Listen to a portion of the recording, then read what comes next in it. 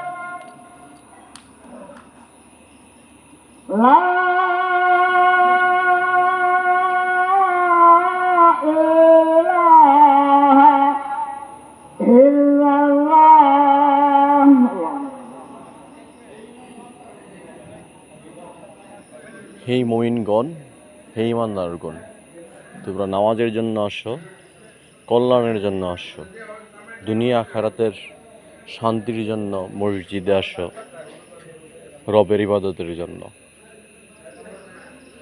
যে রব তোমাদের দয়া মায়া করে এই পৃথিবীতে মানুষ হিসেবে সৃষ্টি করিয়াছেন, সেই রবের একমাত্র ইবাদত করো। আল্লাহ মহান, তিনি সর্বশক্তিমান, তার রহমতেই সব কিছু পরিচালিত হয়। তোমার জীবন পরিচালিত হচ্ছে তার রহমতে। তুমি তার গুণগান, তার ইবাদত পালন করো।